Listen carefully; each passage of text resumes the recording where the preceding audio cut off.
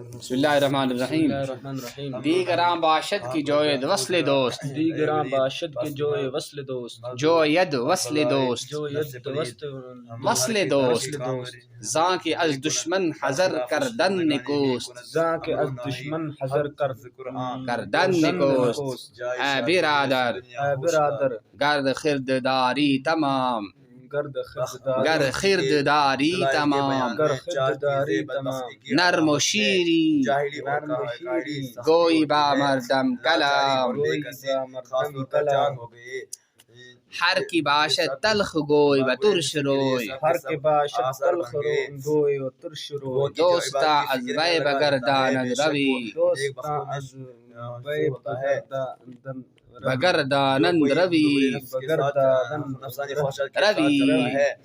ہر کی از دشمن نباشد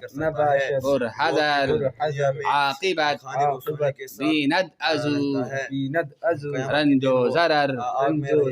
درمیان دوستاں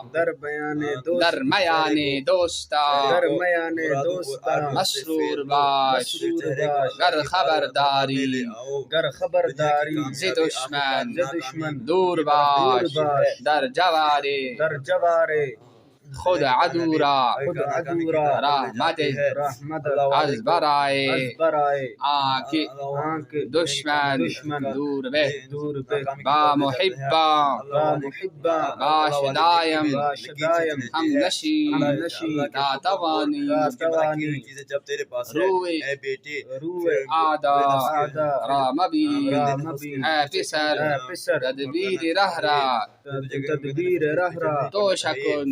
بس حدیث ای و آن یک گوش کن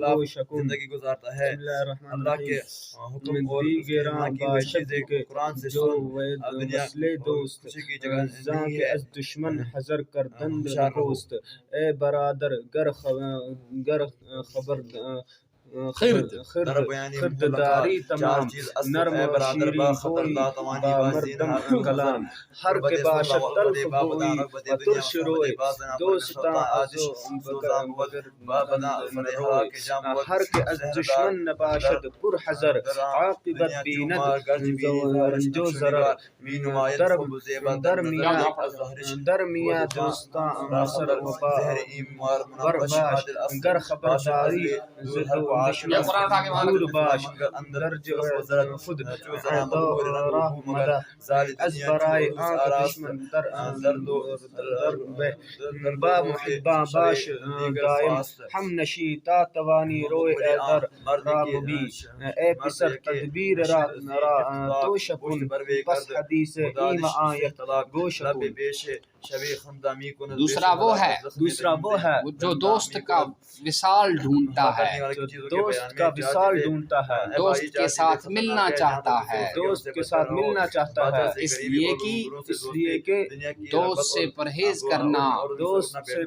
اچھی بات ہے اللہ تعالی شیطان انہ لکم عدو شیطان کی بات نہیں کرنا وہ کھلا دشمن ہے ان النفس لامارۃ بالسوء نفس آدمی کا دشمن ہے تو ان سے بچ کر رہنا تو جو ہے حسین اور خوبصورت نظر آتی ہے لیکن اس کے اندر اس کا زہر اللہ کی محبت اور اپنے دشمنوں سے نقش و نگار والی دنیا قاتل ہے جو دشمنوں سے دور رحمت وہ ہے جو اس سے دور ہو گیا اس کی علامت ہے بچوں کی طرح اچھے اخلاق کی اچھی سیرت کی علامت ہے اے بھائی اگر تجھے پوری عقل ہے لوگوں سے میٹھی اور نرم گفتگو کیا کر وہ کامیاب ہو گیا وہ شخص جو اس طرح سے بے جوڑ ہو گیا جو تلخ گفتگو کرنے والا اور شروع ہو دوست اس سے چہرہ موڑ لیتے وہ کہ جو دشمن سے بچ کر نہیں رہتا آخرکار اس کو اس کی طرف سے غم اور نقصان اٹھانا پڑتا ہے دوستوں کے درمیان خوش رہا کرو اگر آپ کو معلوم ہے دشمنوں سے بچ کر رہا کرو اپنے پڑوس میں دشمن کو راستہ نہ دو مت دو اس لیے کہ دشمن سے بچ کر رہنا بہتر ہے سمجھے نا یہ جو ہے ہندوستان میں جب ایسٹ انڈیا کمپنی آئی تھی تو وہاں وہ تجارت کرنے آئے تھے، پھر آہستہ آہستہ آہستہ کنٹرول کرتے کرتے کرتے کرتے پورے ہندوستان پر انہوں نے کیا کر لیا تھا، قبضہ کر لیا تھا۔ تو یہ کیوں کیا؟ اس لیے کہ پہلے انہوں نے جگہ دی نا اپنے یہاں، جب ان کو آنے دیا، جب انہوں نے کنٹرول کیا۔